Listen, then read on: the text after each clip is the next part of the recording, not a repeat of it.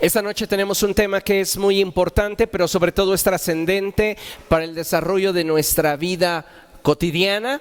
Es una conferencia con la cual yo estoy seguro que Dios desea mantenernos libres. Recuerden lo que la palabra del Señor dice ahí en Gálatas capítulo 5, verso 1, y la palabra de Dios dice que Cristo nos libertó para que nosotros vivamos en libertad. El deseo y el énfasis del Evangelio es que el ser humano viva en libertad. No una libertad fingida, sino una libertad plena. Y esta noche le he puesto por título a la conferencia que tendremos: el origen de la frustración. Diga conmigo: el origen de la frustración. Una vez más, el origen de la frustración. Déjeme decirle que hoy vivimos en un tiempo complejo en cuanto a la forma en la cual el ser humano está desarrollando su vida.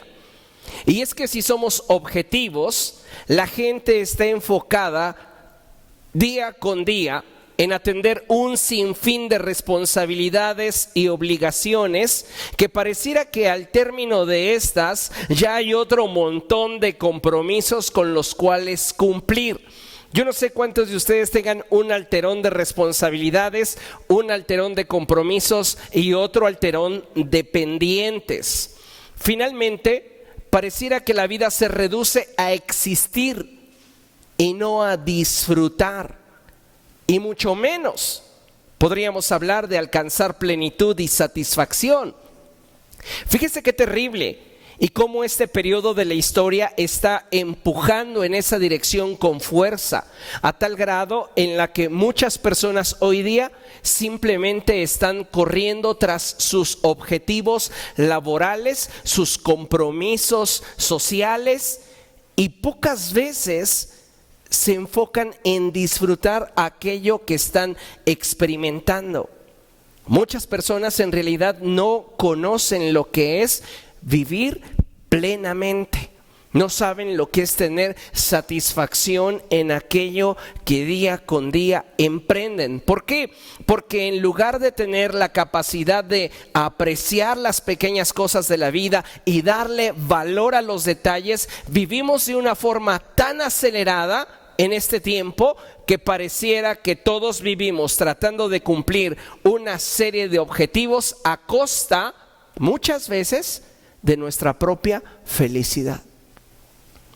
Te haría esta pregunta y te pido que te la respondas de forma íntima. ¿Tras de qué estás corriendo? ¿Qué es lo que día a día ocupa la mayor parte de tu tiempo? ¿Qué es lo que día a día tiene la capacidad muchas veces de llevar tu vida en una dirección y en ocasiones, para mantenerte en ella, dejar de considerarte como la parte más importante de tu vida? Porque esto es cierto, las presiones laborales, las presiones sociales, los diferentes compromisos que día con día adquirimos y enfrentamos, poco a poco van marcando esa línea en nuestra vida que de alguna manera traza el rumbo, pero a costa de la persona más importante de tu vida. Y esa persona debería ser tú mismo. Muchas veces nos partimos en 1000 pedazos. Y si somos honestos, muy poco de ese tiempo o ninguno pensamos en nosotros. ¿Hace cuánto tiempo que usted no se sienta, se relaja y se da un rico masaje en sus pies? Pareciera absurdo, pareciera ridículo, pero muchas veces ni siquiera tenemos el tiempo, nos damos el tiempo, permítame la expresión y con todo respeto se lo expreso, para bañarse bien. Y no me refiero a que no lo haga bien en el sentido estricto de la palabra, sino simplemente apunto al hecho de que no está disfrutando lo que hace. Se mete con el reloj ya contándole los minutos al baño y sale usted corriendo y se enfunda su ropa todavía medio húmedo y ya está usted en otra actividad. ¿Y cuántas veces estamos existiendo de esta forma cada día de nuestra vida. Lo cierto y lo que quiero esta noche mencionar es que aun cuando nuestras agendas puedan ser demasiado exigentes y demandantes, pienso que el origen de la frustración va más allá de las actividades que muchas veces nos estresan y nos cansan. Sí, déjeme decirle que la frustración que usted llega a sentir no es por su agenda apretada y tampoco surge por todas aquellas actividades que realiza, le estresan y le cansan. Creo que la falta de satisfacción, escuche bien, es lo que origina la frustración. Y esa ausencia de satisfacción es lo que poco a poco comienza a convertirse en una carga muy difícil de llevar. No son la cantidad de actividades, no es la cantidad de estrés, es la ausencia de satisfacción lo que comienza a generar en el corazón frustración. Ahora bien, si profundizamos un poco más, vamos a descubrir algo bien interesante. Y es que la insatisfacción se origina principalmente cuando se tienen expectativas no realistas de lo que esperamos obtener por cada proyecto que realizamos o cada relación en la que nos involucramos. O sea que la frustración no viene de gratis, la frustración se origina en una decepción que se da por una idealización de un resultado, ya sea en algo en lo cual yo me estoy invirtiendo o en una relación en la cual yo me estoy involucrando. Pero no tiene nada que ver con la cantidad de actividades y no tiene nada que ver con qué tan cansadas o estresantes sean estas. El problema comienza cuando nosotros comenzamos a tener expectativas no realistas de aquello que esperamos obtener. Y cuando no las alcanzamos, cuando no las recibimos, entonces se da esa decepción que poco a poco comienza a generar en nosotros esa insatisfacción que termina convirtiéndose en una profunda frustración. Dicho de una forma más simple, las personas suelen experimentar con la frustración debido a que el resultado que obtienen dista de lo que esperan, ya que esta diferencia comienza como una decepción que nos impide sentirnos satisfechos, y esa incomodidad o inconformidad da lugar a la frustración. Entonces mucho tiene que ver con las expectativas que yo me estoy generando. Expectativas que muchas veces me van a poner en jaque porque son poco realistas. Porque en muchos casos estoy esperando demasiado del proyecto en el cual me estoy invirtiendo o de la relación en la cual me estoy involucrando. No es de extrañar que hoy nuestra sociedad esté experimentando los niveles más altos, escuche bien. Estamos ante una sociedad, ante una generación que en este momento está experimentando los niveles más altos de insatisfacción en toda la historia de la humanidad. Y que de alguna forma la publicidad, los medios y en ocasiones incluso algunas religiones y algunos predicadores de corte evangélico hacen un fuerte énfasis en lo siguiente: el ser humano existe para ser feliz y tener el mundo a sus pies. Qué terrible cuando el cristiano abraza esa forma de pensamiento. ¿Por qué? Porque escuchó posiblemente a un predicador expresar y decir que merece ser feliz, y no lo niego, pero el contexto de la idea es lo que finalmente debería de importarnos, porque muchas veces sacamos los conceptos de contexto y abrazamos la vida como si fuera una receta de cocina, y cuando el resultado que obtenemos en nada se parece a lo que nos dijeron, esto comienza a generar decepción, comienza a generar insatisfacción, dado que nos incomoda ver la realidad ante aquello que estamos viéndonos o enfrentando. Es triste cuando estas ideologías son las responsables de que hoy estemos enfrentando un problema como sociedad muy serio.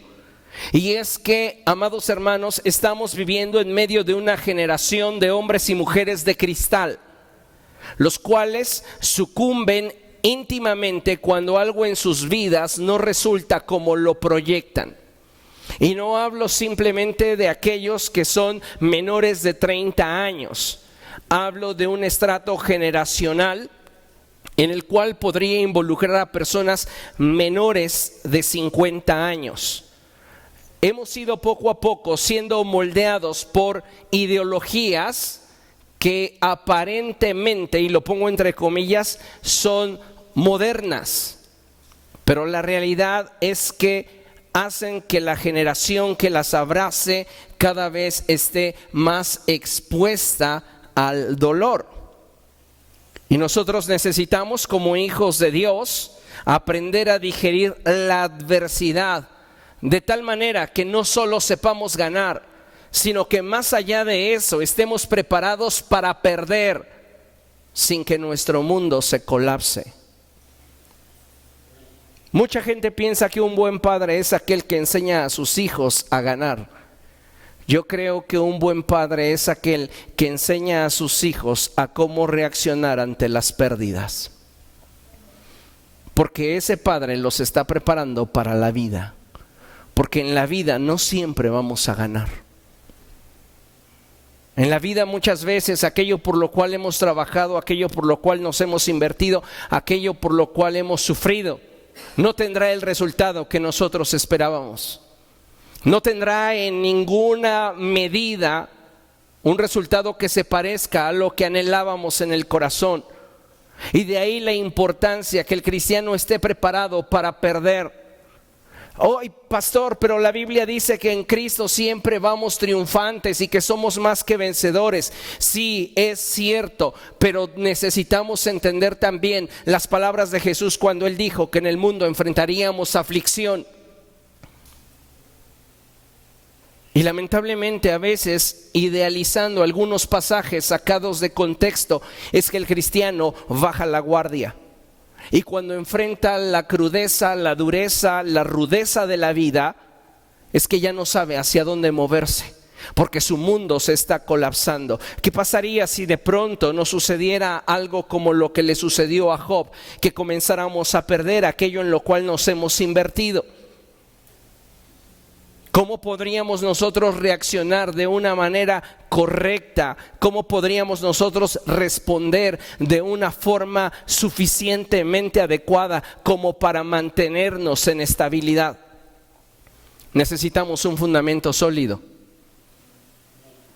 Y cuando hablamos de la frustración, hablamos de un problema que, le aseguro, todos en algún momento de nuestra vida hemos experimentado. Nos sentimos frustrados. Nos sentimos inestables, nos sentimos incómodos. El punto aquí es que no nos acostumbremos a vivir de esa forma. Va a haber muchas cosas en la vida que de pronto te incomoden, que de pronto te molesten, que de pronto pudieran hacerte sentir mal y hacerte sentir que todo lo que has hecho, todo lo que has invertido, todo lo que has dado no tiene sentido. Pero es ahí donde la mentalidad del creyente debe de tener la suficiente estabilidad y madurez como para pararse en la realidad y creer las promesas que Dios ha hablado a nuestro corazón. No hablo de una vida cristiana idealizada, hablo de una vida cristiana realista, pero sobre todo plagada de fe. Así que es importante que consideremos que todos nosotros estamos expuestos a la frustración. Lo importante aquí es que aprendamos a manejarla. Y recuerde, la frustración no se origina propiamente en aquello que me hace sentir insatisfecho. Tiene que ver con algo que va mucho más allá y se origina en mis pensamientos. Y es lo que vamos a tratar en esta noche. Mire, Todos los seres humanos tienen derecho a esperar ser retribuidos o correspondidos de forma proporcional al esfuerzo o inversión realizada en sus proyectos o en la vida de otros. Vámonos por partes. Todos los seres humanos tienen derecho a esperar ser retribuidos o correspondidos. Esto es algo bien interesante, porque necesitamos entender que si algo motiva el corazón del ser humano es la esperanza de poder cosechar, la esperanza de poder disfrutar aquello que en su momento está invirtiendo o aquello que en su momento está recibiendo su esfuerzo. Entonces vamos a partir de la idea de que todos los seres humanos tienen derecho a esperar ser retribuidos o correspondidos de forma proporcional al esfuerzo o inversión realizada. Este esfuerzo o inversión puede enfocarse en un proyecto o en la vida de alguien más. Yo me invierto en la vida de mis hijos y lo que espero es que por lo menos cuando ellos crezcan me honren. No estoy esperando o teniendo una expectativa idealizada en la cual mis hijos me van a mantener, me van a poner casa y me van a mandar a viajar por el resto del mundo, por todo el mundo. No estoy pensando eso, porque si yo me genero ese concepto y me resultan hijos malagradecidos, entonces imagínese el grado de decepción que va a haber en mí, el grado de frustración. ¿Vamos entendiendo? Entonces yo tengo derecho a esperar ser retribuido por mis hijos, a ser correspondido por ellos de forma proporcional a lo que yo he dado.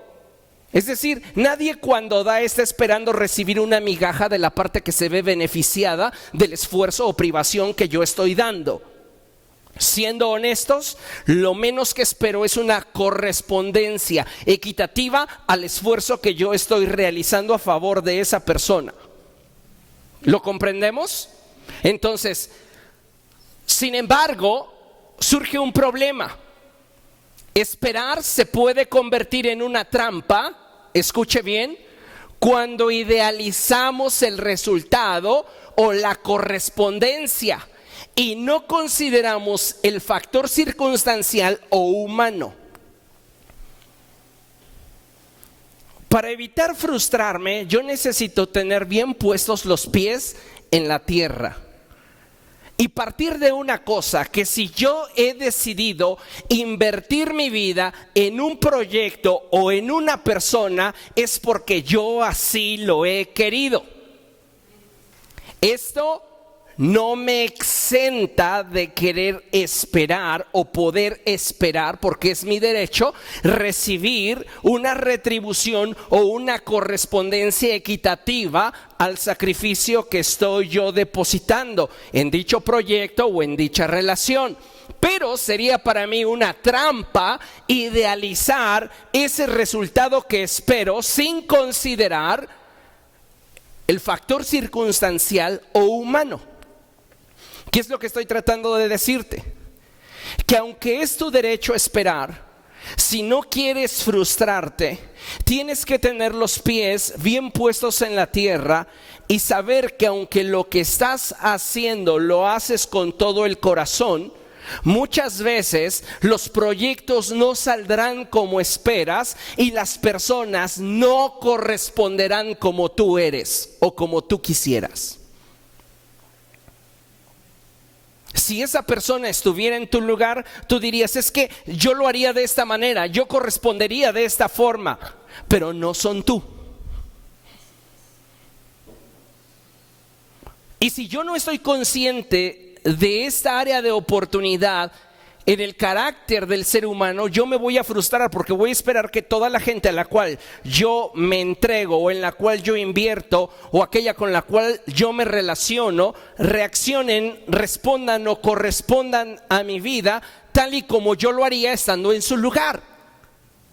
Y ese es un problema que no tiene que ver tampoco con la otra parte. ¿Sabe dónde surge ese problema? En mi mente. Porque soy yo el que está generándose esa expectativa. Soy yo el que se está imaginando ese resultado. Yo puedo estarme invirtiendo en un proyecto, en un negocio, y cada día sentirme motivado al levantar esa cortina, diciendo, ya me vi, de aquí voy a construir mi casa. Ya me vi, de aquí voy a ahorrar para casarme. Ya me vi, de aquí voy a hacer esto y lo otro. Y pasa un año, pasan 2, pasan 3, y ese negocio no despunta. ¿Qué va a generar en mi corazón? Frustración. ¿Porque no vendo? ¿Porque no prospera? ¿Porque la gente no compra? ¿Porque la economía del país parece ser que no despunta? No. El problema no está en los factores externos a. El problema está en lo que yo estaba imaginando que tendría. ¿Comprende? Así que tiene que cuidar sus pensamientos. Y tenemos que ser muy sagaces en la forma en la cual proyectamos nuestras ideas y nuestros deseos. Vea lo que dice la Escritura. Vamos a Números capítulo 20. Rápido, vaya ya. Números capítulo 20.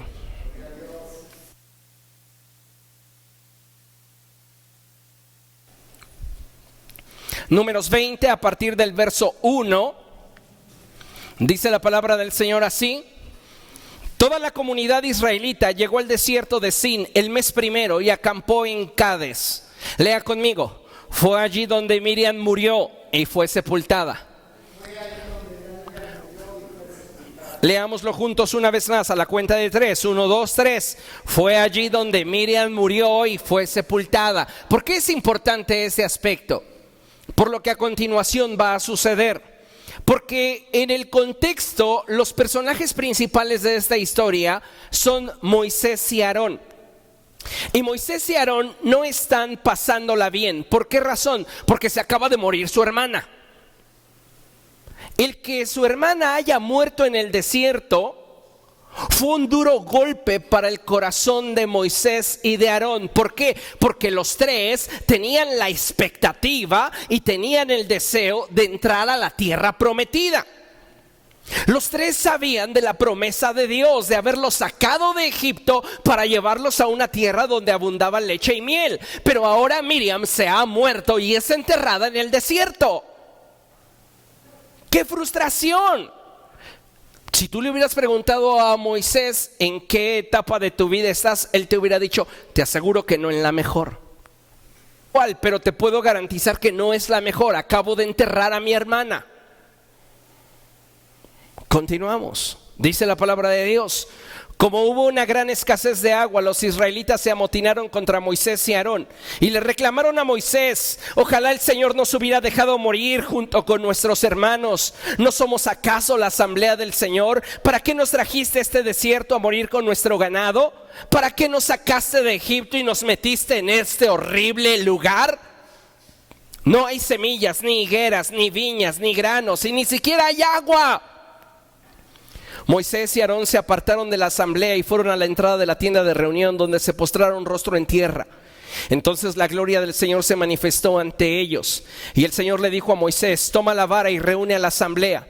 En presencia de esta, tú y tu hermano le ordenarán a la roca que dé agua. Así harán que de ella brote agua y darán de beber a la asamblea y a su ganado. Tal y como el Señor se lo había ordenado, Moisés tomó la vara que estaba ante el Señor. Luego Moisés y Aarón reunieron a la asamblea frente a la roca, y Moisés dijo: escuchen, rebeldes, ¿acaso tenemos que sacarles agua de esa roca? Dicho esto, levantó la mano y 2 veces golpeó la roca con la vara, y brotó agua en abundancia, de la cual bebieron la asamblea y su ganado. Dios no le dijo que golpeara la roca, Dios le dijo: háblale a la roca. ¿Qué lo llevó a actuar de esta forma? Su frustración. No solamente estaba frustrado por el hecho de acabar de enterrar a su hermana.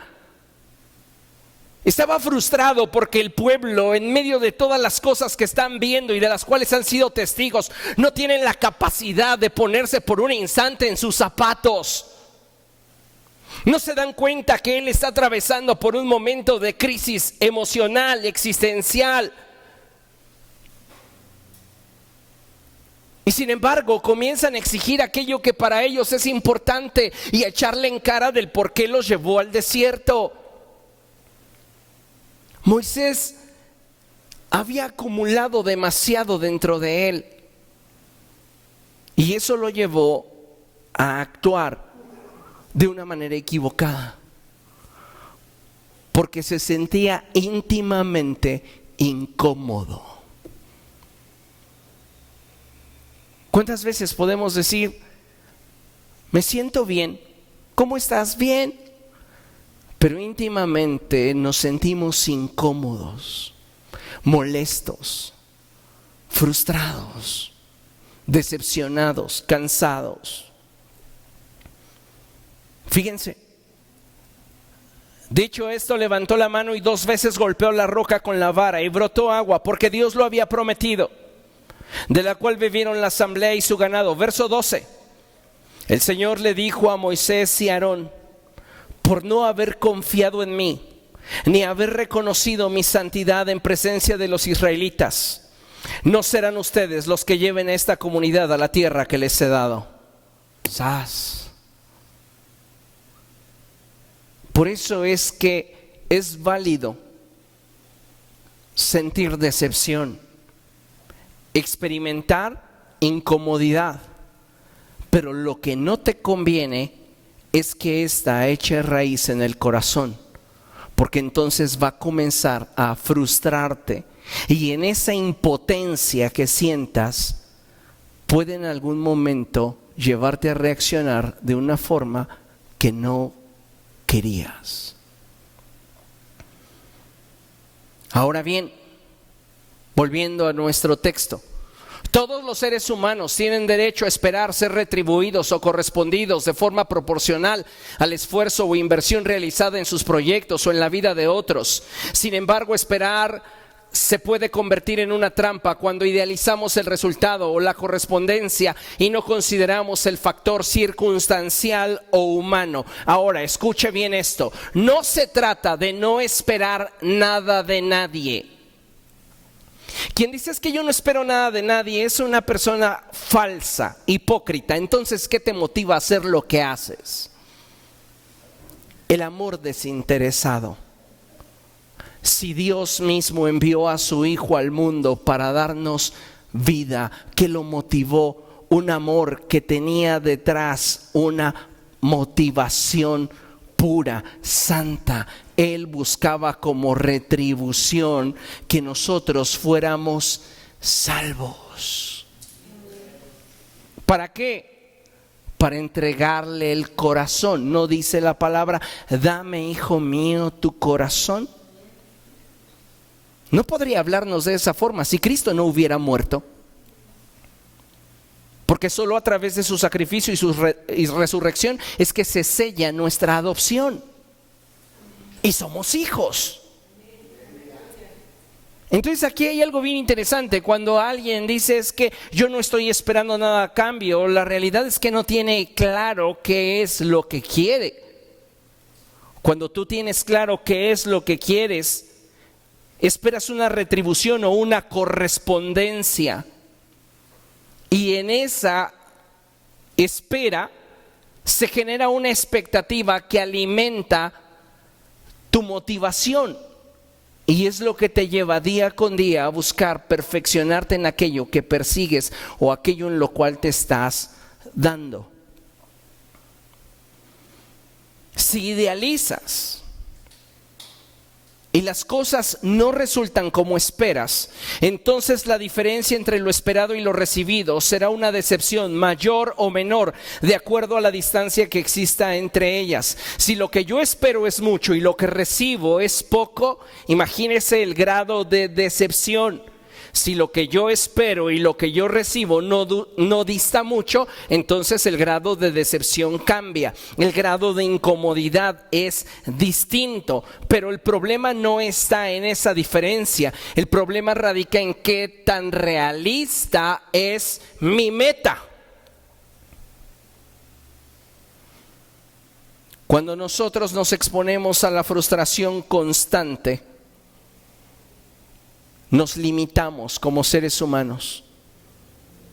Y por este motivo es que necesitamos aprender a lidiar con las decepciones. La vida de muchas personas en nuestro alrededor está lamentablemente marcada por la decepción. Y esta tiene muchas veces que ver no con aquello que nos prometieron, no con aquello que se acordó, sino con aquello que en mi mente y corazón yo idealicé. Porque la gente puede prometerte, la gente puede decirte, la gente puede contarte,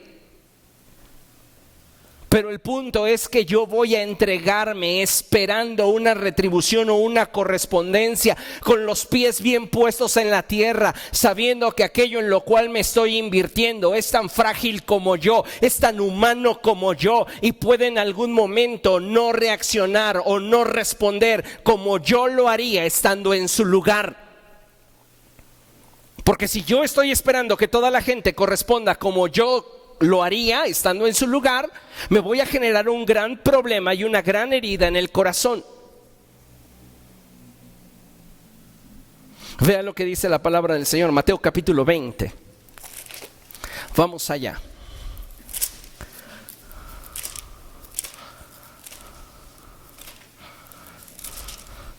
Mateo capítulo 20. Cuando lo tenga, diga gloria a Dios.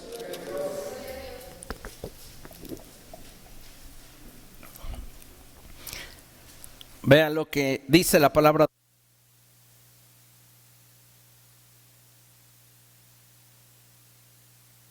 Mateo capítulo 20, dice así la palabra de nuestro Dios. Asimismo, el reino de los cielos se parece a un propietario que salió de madrugada a contratar obreros para su viñedo. Lea conmigo. Acordó darles la paga de un día de trabajo y los envió a su viñedo. Hasta ahí. Leamos otra vez. Acordó darles la paga de un día de trabajo y los envió a su viñedo. Le pregunto, si usted fuera este empleado, ¿qué estaría esperando al final del día? La paga de un día, porque eso fue lo acordado. ¿Estamos de acuerdo? Bien, sigamos leyendo. Cerca de las 9 de la mañana salió y vio a otros que estaban desocupados en la plaza. Les dijo, vayan también ustedes a trabajar en mi viñedo y les pagaré lo que sea justo. Así que fueron, salió de nuevo a eso del mediodía y a la media tarde e hizo lo mismo. Alrededor de las 5 de la tarde salió y encontró a otros más que estaban sin trabajo. Les preguntó por qué han estado aquí desocupados todo el día. Y ellos respondieron, porque nadie nos ha contratado. Él les dijo, vayan también ustedes a trabajar en mi viñedo. Vea con atención. Al atardecer, el dueño del viñedo le ordenó a su capataz, llama a los obreros y págales su jornal, comenzando por los últimos contratados hasta llegar a los primeros. Se presentaron los obreros que habían sido contratados cerca de las 5 de la tarde y cada uno recibió la paga de un día. Por eso cuando llegaron los que fueron contratados primero, esperaban que recibirían más, pero cada uno de ellos recibió también la paga de un día. Al recibirla, comenzaron a murmurar contra el propietario. Estos que fueron los últimos en ser contratados trabajaron una sola hora, dijeron. Y usted los ha tratado como a nosotros, que hemos soportado el peso del trabajo, del calor del día. Ponga atención. Pero él les contestó a uno de ellos, amigo, no estoy cometiendo ninguna injusticia contigo. ¿Acaso no aceptaste trabajar por esa paga? Tómala y vete. Pregunto, ¿dónde surgió el problema? En la mente de los que vieron que a los últimos se les estaba pagando el jornal de un día. Entonces idealizaron el resultado y dijeron, bueno, si al que acaba de llegar le dieron el pago del día, a mí me tienen que dar más. Y oh sorpresa, cuando llega su pago, le pagan lo acordado.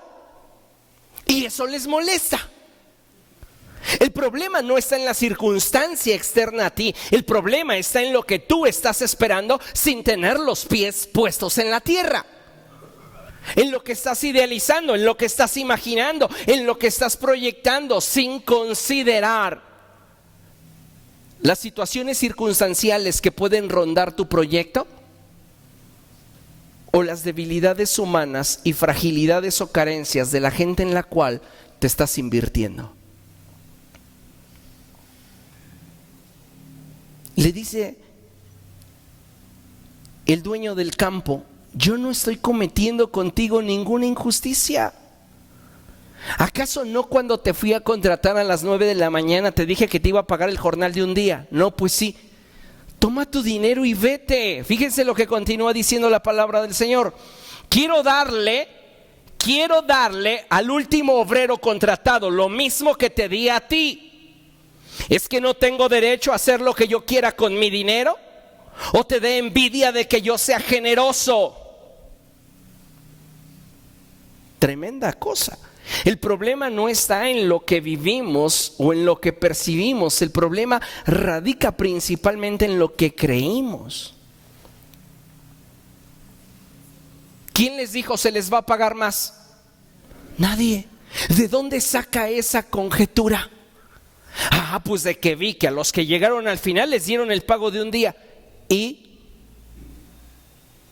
Bueno, es que yo supongo, si a los que llegaron al final les están dando el pago de todo un día, yo que soporté el calor de todo el día, supongo, no supongas. Pienso, no pienses. Porque no es lo que te imaginas, no es lo que tú idealizas, no es lo que tú crees, es lo que es. Y el problema con muchos de nosotros es que tenemos grandes frustraciones porque nuestra expectativa está muy idealizada y lo que obtenemos está muy por debajo de lo que esperábamos. ¿Alguna vez he escuchado a una mujer diciendo, si yo hubiera sabido cómo iba a ser mi vida de casada, jamás me caso? ¿Cuál fue el problema? No el tipo de marido, no las responsabilidades, no la mucha ropa que lavar, no las muchas actividades. El problema fue lo que ella tenía en mente, que era el matrimonio. Idealizó. Y siempre que idealices algo, perderás. Por eso necesitamos aprender a esperar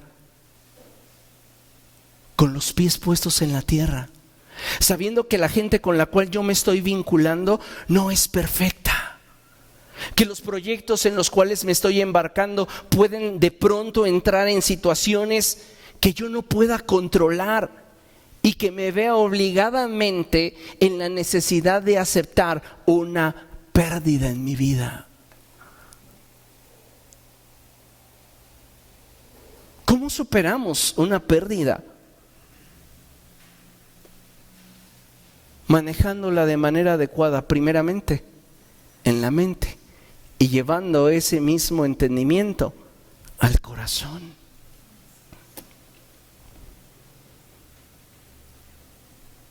Es muy importante que como hijos de Dios aprendamos a esperar, sí,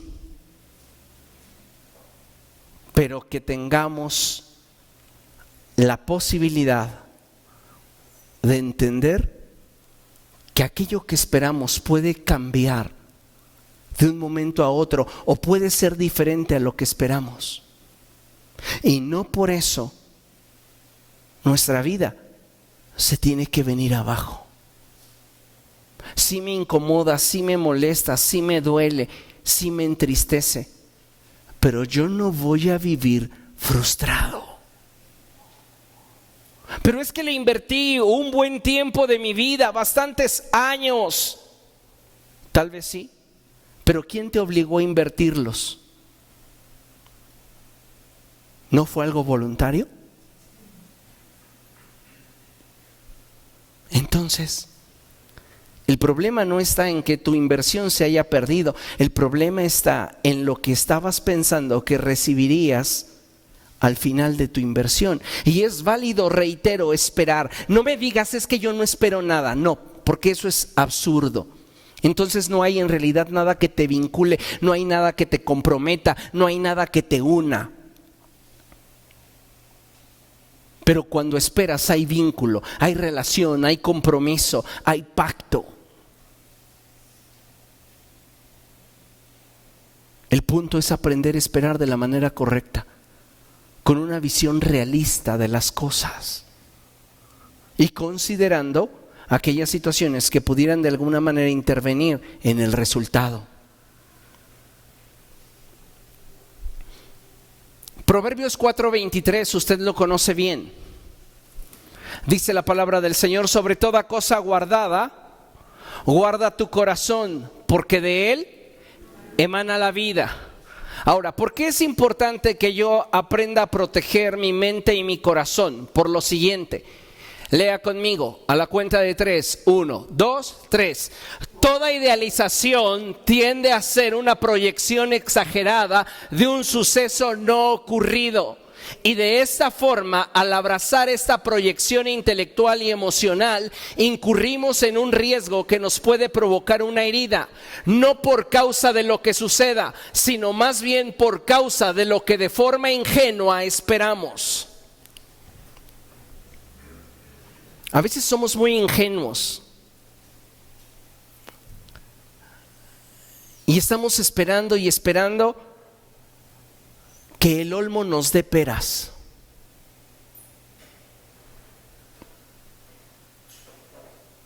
Y le insistimos, y le insistimos, y le insistimos al olmo, pero el olmo nunca te dará peras. Somos ingenuos muchas veces al involucrarnos en relaciones que no nos van a llevar a ningún lado, en proyectos que nos harán perder capacidad, recursos, energía, vida. Y lamentablemente muchas veces lo sabemos desde el principio. ¿Quién te obliga a dar los siguientes pasos? Diga conmigo: nadie. Entonces, ¿por qué te frustras?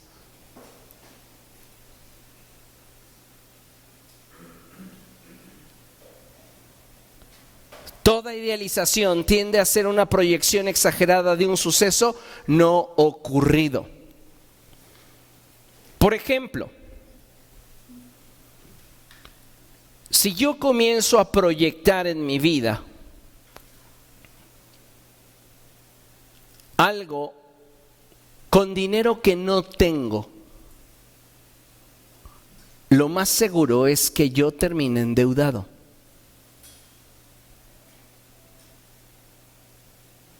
¿Por qué? Porque estoy haciéndolo con algo que no poseo. Ahora, muchos de nosotros no estamos considerando que la idealización es una proyección exagerada. No es realista porque es un ideal. Es una proyección exagerada de un suceso que aún no ocurre. Engancharte a algo que aún no pasa y que solo en tu mente deseas que sea de determinada forma es una trampa.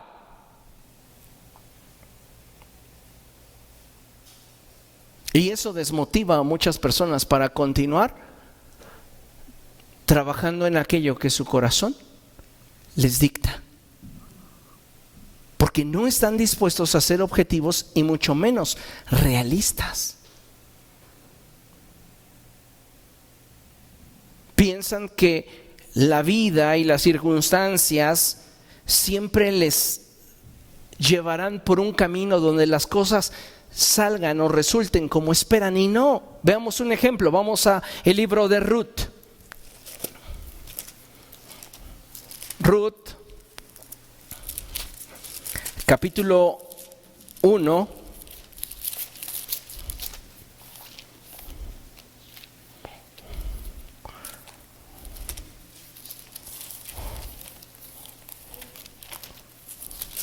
Ruth capítulo 1 y vamos a leer a partir del verso 1. Vean lo que dice la palabra del Señor. En el tiempo en que los caudillos gobernaban el país, hubo allí una época de hambre. Entonces un hombre de Belén de Judá emigró a la tierra de Moab junto con su esposa y sus 2 hijos. Es bien interesante lo que la palabra del Señor nos muestra en este verso 1. Es de hecho muy trascendente, porque Belén, el significado de la palabra Belén es literalmente casa de pan, lugar de abundancia. ¿Y qué dice la palabra que está sucediendo? Que hay escasez. Cuando en la casa de pan hay escasez, es que se prueba el corazón de la gente. Y aquella gente que no esté realmente comprometida y vinculada a las raíces de aquello que le sustentaba, se decepcionarán al ver las hojas secas y terminarán yéndose. Es lo que le está sucediendo a Ruth y su familia. La casa de pan está experimentando sequía. Y ahora, aquí hay algo bien interesante. ¿Hacia dónde deciden irse? Y dice la palabra de Dios que deciden irse hacia Moab. Este es algo muy interesante porque Moab es el territorio precisamente del hijo de Lot, hijo que tuvo mediante incesto con su hija primogénita. Recuerdan que cuando Lot es sacado por los ángeles y va a ser destruida Sodoma y Gomorra, ellos terminan en una cueva. Y la mayor le dice a la menor: vamos a embriagar a nuestro padre, hoy yo, mañana tú, y así ambas tendremos descendencia de él. La mayor está corrompida a causa del ambiente que vivió en Sodoma. Su mente trabaja de forma equivocada, convence a la más joven y ambas se acuestan con Lot.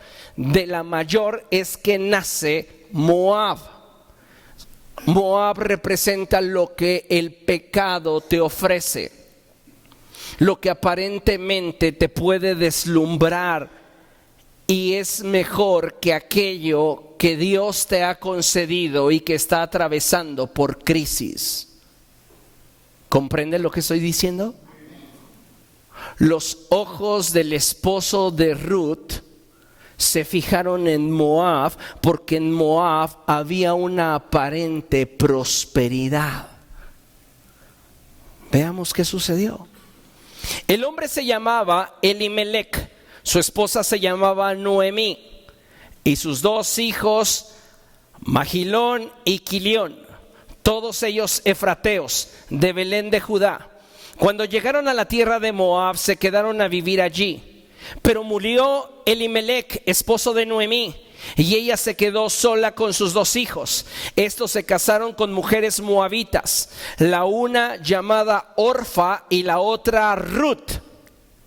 Después de haber vivido allí unos 10 años, murieron también Mahlón y Quilión, y Noemí se quedó viuda y sin hijos. Siempre el pecado te robará lo que tengas.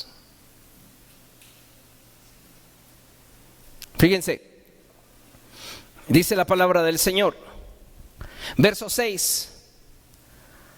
Noemí regresó de la tierra de Moab con sus 2 nueras porque allí se enteró de que el Señor había acudido en ayuda de su pueblo al proveerle de alimento. Una vez que Noemí ha perdido a su esposo y sus 2 hijos han muerto, pareciera de pronto como que sus sentidos se abren a la voz de Dios y alcanza a escuchar que Dios está haciendo algo nuevo en Belén. Dios está haciendo algo nuevo en su casa.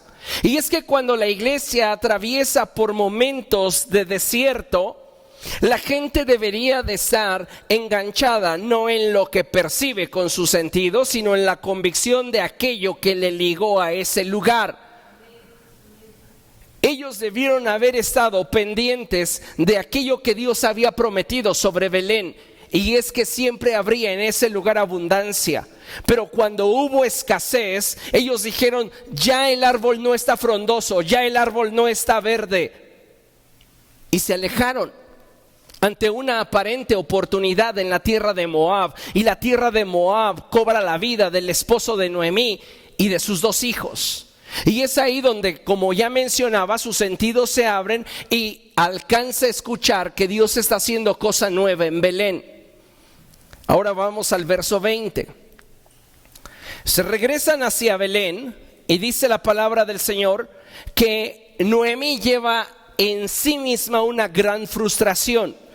Tan es así que dice, ya no me llamen Noemí, llámenme Mara, porque el Todopoderoso ha colmado mi vida de amargura. Pregunto, ¿sí fue Dios? ¿Qué fue? ¿La enfermedad del esposo? ¿Las enfermedades o los problemas de los hijos? No. La expectativa con la cual ella viajó de Belén a Moab. Como esa expectativa estaba idealizada de que en Moab tendrían estabilidad, plenitud y abundancia, cuando lo pierde todo en Moab, ella se amarga a causa de la frustración que siente, no por causa de las circunstancias, por causa de lo que ella deseaba que sucediera en Moab y no sucedió. Tienes que cuidar tu mente y protegerla de una manera constante. Porque si en algún momento la idealización de las circunstancias que vives llegan a enganchar tu corazón, el resultado que no se asemeje a lo que esperas te provocará dolor, tristeza, aflicción. Ahora, bien interesante. ¿Cómo puedo superar la frustración? Porque algunos de nosotros decimos, bueno, es que yo ya estoy allí atorado. Llevo tiempo frustrado, llevo tiempo enojado, llevo tiempo sintiéndome incómodo. ¿Cómo puedo superar la frustración? Escuche bien, superar una frustración no siempre es fácil, ya que se requiere de un trabajo constante en la mente y en el corazón. Pero aquí algunas ideas. Le muestro algunas ideas rápidamente. Lo primero que yo debo de hacer para comenzar a superar la frustración es valorar los resultados, aunque estos sean malos. ¿Por qué? Porque me enseñaron algo. Tengo que aprender a ver con una visión de ganar, ganar. No importa que en apariencia yo estoy perdiéndolo todo. Tengo que ver ese suceso trágico en mi vida desde la perspectiva de ganar, ganar. Y lo que va a ayudarme a no vivir frustrado es descubrir en medio de esa tragedia qué me dejó, qué aprendí, de qué manera estoy creciendo. 2. Si yo quiero superar la frustración, tengo que evitar victimizarme y o responsabilizarme de aquello que, sin estar en mi capacidad de decisión, no se dio como yo esperaba. ¿Sabe cuál es el problema? No solamente que idealizamos, sino que una vez que fracasamos, y lo pongo entre comillas, comenzamos a victimizarnos. Pero yo fui tan bueno, pero yo fui tan fiel, pero yo di tanto. Ni te victimices, ni te responsabilices de algo que no estaba en tus manos decidir. ¿Qué es lo que trato de comunicar cuando digo que no te responsabilices? No te eches la culpa. Porque a veces justificamos a terceros culpándonos. Es que si yo hubiera sido la pareja ideal, es que si yo hubiera sido el padre perfecto, es que si yo hubiera... Ya no existe eso, el hubiera no existe. Entonces, ni te victimices y tampoco te culpes por aquello que, sin estar en tu capacidad de decisión, no se dio como esperabas. 3. Evita rumiar sobre lo acontecido.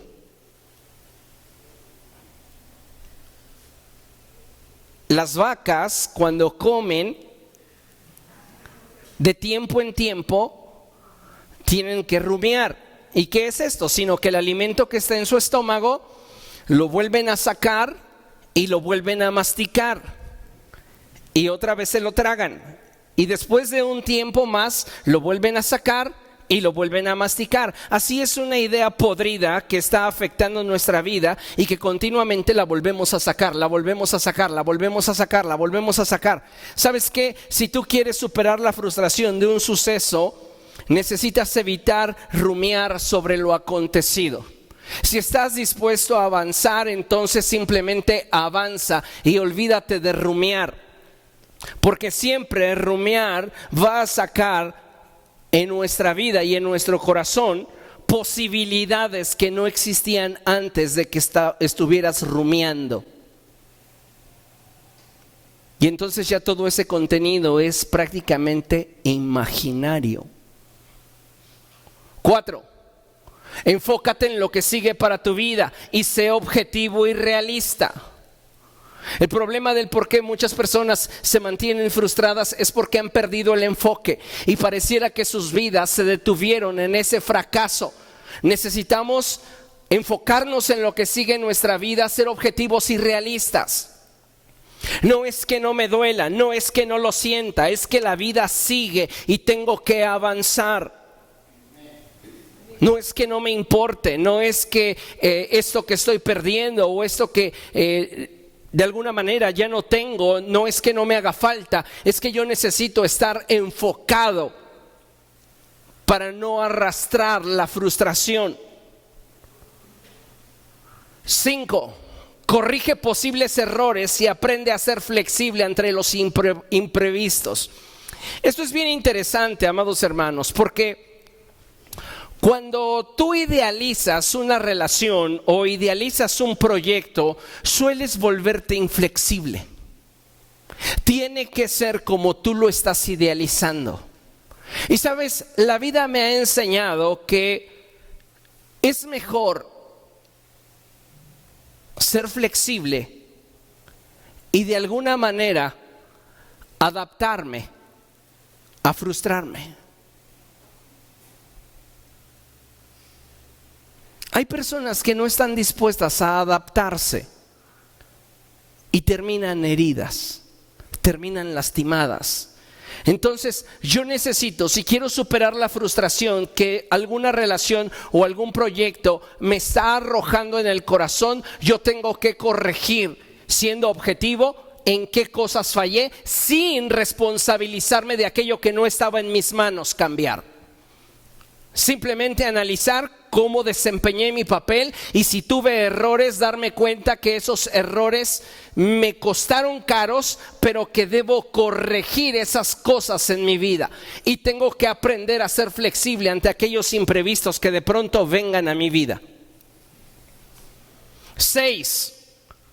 Y último, es súper importante, para poder superar la frustración necesitas expresarle a Dios tu enojo, tu tristeza e impotencia. Y tienes que hacerlo de tal manera que Él hable a tu corazón y sane tus heridas. Escuche bien, tan profundo seas en este aspecto, tan real notarás el cambio en tu corazón. Hay quien no está profundizando en la exposición de su corazón con Dios y no le está diciendo realmente al Señor qué es lo que le duele. Así de superficial es su aparente sanidad.